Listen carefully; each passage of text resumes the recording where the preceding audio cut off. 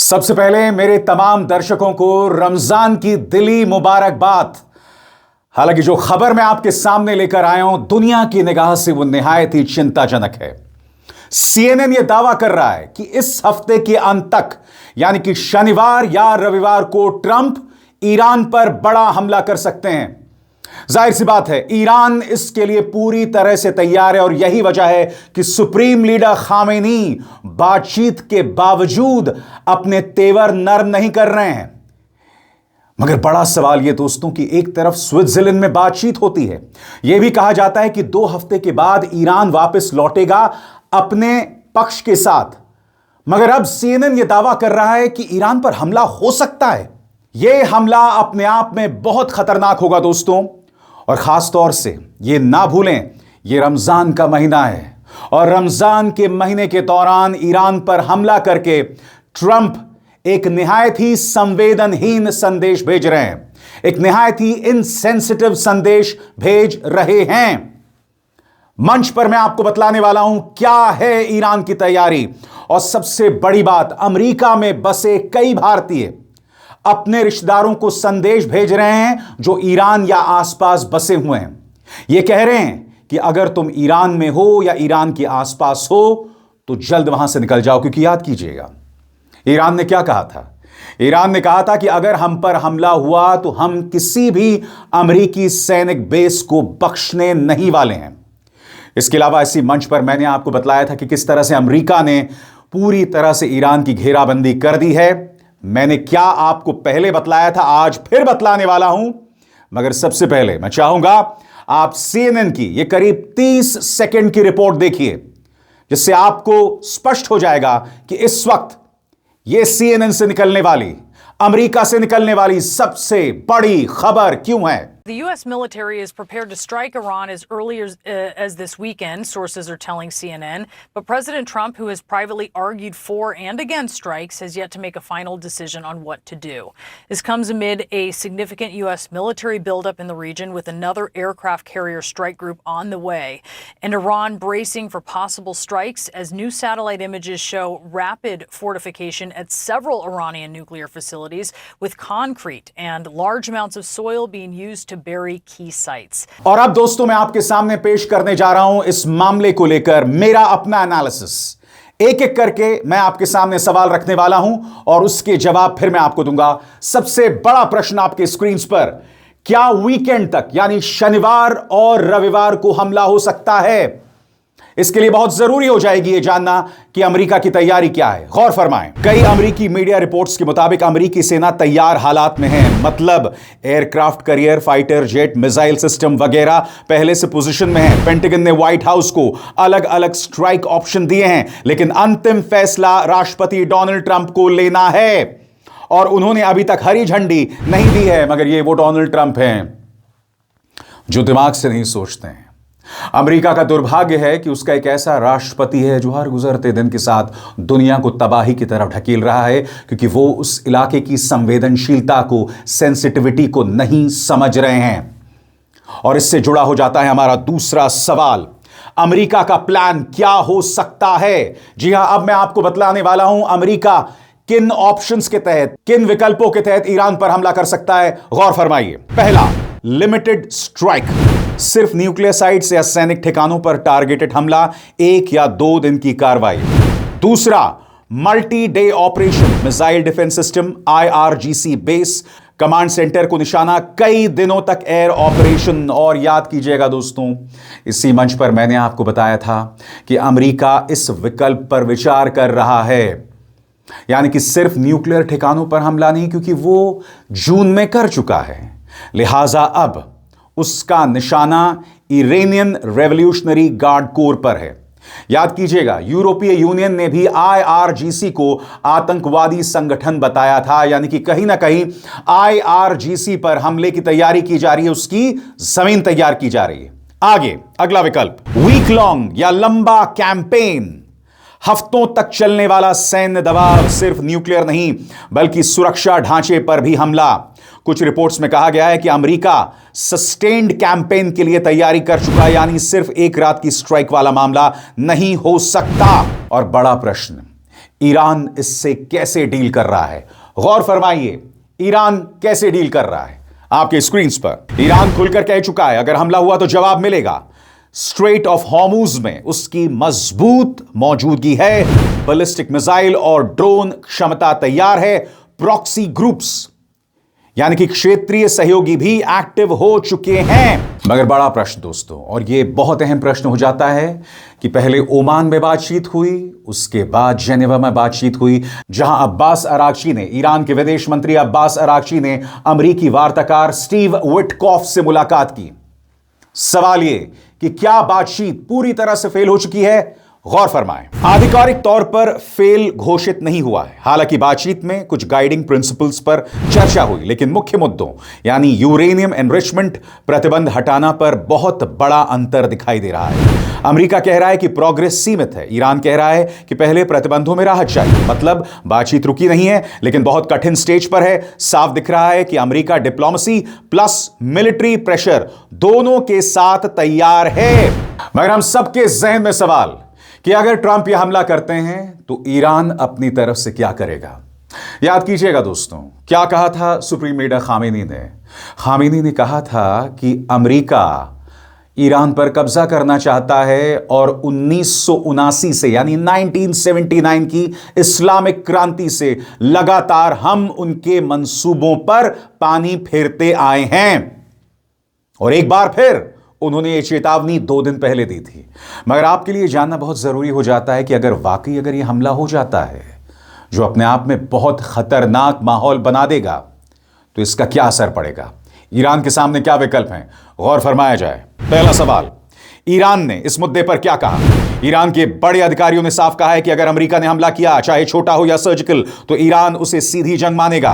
उन्होंने चेतावनी दी कि जवाब बहुत कड़ा होगा। उन्होंने यह भी कहा कि अगर हमला हुआ तो ईरान अमेरिकी ठिकानों, जहाजों और क्षेत्र में मौजूद सहयोगी देशों के बेस को निशाना बना सकता है। इस्राएल को भी वैध लक्ष्य माना जाएगा। मतलब ईरान ने सीधी धमकी दी है और इस धमकी के अंतर्गत सीधे तौर पर इस्राएल पर हमला हो सकता है। नेतन्याहू भी यही चाहते हैं कि जंग शुरू हो जाए, क्योंकि अगर यह जंग शुरू हो गई तो जाहिर सी बात है इस्राएल भी अमेरिका के साथ कंधे से कंधा मिलाकर ईरान पर हमला करेगा। मगर याद कीजिएगा दोस्तों, इसी मंच पर मैंने आपको बताया था कि किस तरह से यूएई, टर्की, सऊदी अरब, कतर सब ने अमेरिका को कहा है कि ईरान पर हमला मत करिएगा। बड़ा सवाल यह कि अगर ईरान पर हमला होता है तो क्या ये देश ईरान के पक्ष में आएंगे? क्या कतर या वो तमाम जगह जहां पर अमेरिका के मिलिट्री बेसिस हैं, वहां पर अमेरिका को ऑपरेट होने दिया जाएगा? इसी मंच पर मैंने आपको बतलाया था अमेरिका के कौन कौन से मिलिट्री बेसिस हैं, उनके कौन कौन से नौसेना के जहाज आगे बढ़ रहे हैं, उनके फाइटर जेट्स कहां कहां मौजूद हैं। याद है कि नहीं आपको? अगर भूल गए हो तो एक बार फिर देखिए जो मैंने आपको बतलाया था कि अमेरिकी सैन्य बेसिस कहां कहां हैं, अमेरिका के नौसेना जहाज कहां पहुंचे हैं और फाइटर जेट्स कहां हैं। देखा जाए दोस्तों, सैटेलाइट तस्वीरों के जरिए क्या खबरें मिल रही हैं अब मैं आपको बताने वाला हूं। अब आपके सामने यह मानचित्र देखिए दोस्तों, यह ईरान के आसपास है। इसमें आप जो नारंगी रंग के गोले देख रहे हैं, यानी कि ऑरेंज रंग के जो राउंड्स देख रहे हैं, ये दरअसल अमेरिका के नौसेना जहाज हैं, उनके नेवल एसेट्स हैं। उसी तरह से आप जो ब्लू रंग के गोलाकार देख रहे हैं या डॉट्स देख रहे हैं, ये उनके जंगी जहाज हैं। और उसी तरह से जो तमाम ब्लॉक्स देख रहे हैं आप, ये अमेरिका के नौसेना बेसिस हैं, सैनिक ठिकाने हैं। और जैसे कि आप देख सकते हैं, इनके जो नौसेना ठिकाने हैं वो सीरिया के पास हैं, टर्की में हैं, इराक में हैं, जॉर्डन में हैं, इजिप्ट के पास हैं। इस तरह से जिबूती में भी एक सैनिक बेस अमेरिका का साफ तौर पर दिखाई दे रहा है और इन्हीं सैनिक बेसिस से वो तमाम कार्रवाई होगी। मगर आपके जहन में सवाल होगा, इस वक्त कौन सा अमेरिकी जहाज कहां मौजूद है, उनका कौन सा विमान, कौन सा फाइटर जेट आखिर कहां मौजूद है? तो चलिए जो जानकारी हम जुटाकर लाए हैं अब वो मैं आपके सामने पेश करने वाला हूं। सबसे पहले दोस्तों आपकी निगाह होगी इस बेस पर जिसका नाम है अल खर्ज, जो कि सऊदी अरब में है। और यहां पर कौन कौन से लड़ाकू अमेरिकी विमान मौजूद हैं अब मैं आपको दिखाने जा रहा हूं। EA-11A BACN which is a battlefield communications aircraft. अब दूसरा सैनिक बेस जिसका नाम है अल दफरा, और यहां पर मौजूद है MQ-4C ट्राइटन, जो कि एक high altitude long endurance unmanned aircraft है। अब तीसरे सैनिक बेस पर हम निगाह डालते हैं, जिसका नाम है अल उदैद अकतर। यहां पर एक रिकॉनेसांस एयरक्राफ्ट है। कौन सा रिकॉनेसांस एयरक्राफ्ट? गौर फरमाइए, इसका नाम है RC-135V। अब जो अगला सैनिक बेस है वो है अवाली, जो कि बहरीन में मौजूद है, और यहां पर एक और रिकॉनेसांस एयरक्राफ्ट है जो कि है P-8A पोसाइडन। अब आपके जहन में सवाल होगा कि अमेरिका के नौसेना के जहाज इस वक्त कहां कहां मौजूद हैं। तो जो जानकारी हमारे पास मौजूद है वो अब हम आपके सामने पेश कर रहे हैं, गौर फरमाइएगा।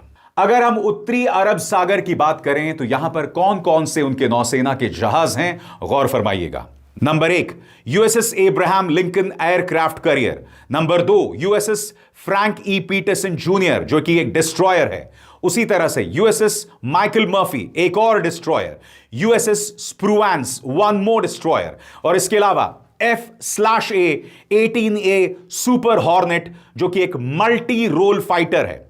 EA-18G ग्राउलर, जो कि इलेक्ट्रॉनिक वॉरफेयर एयरक्राफ्ट है। उसी तरह से E-2 हॉकाई अर्ली वार्निंग और कंट्रोल फाइटर जेट है।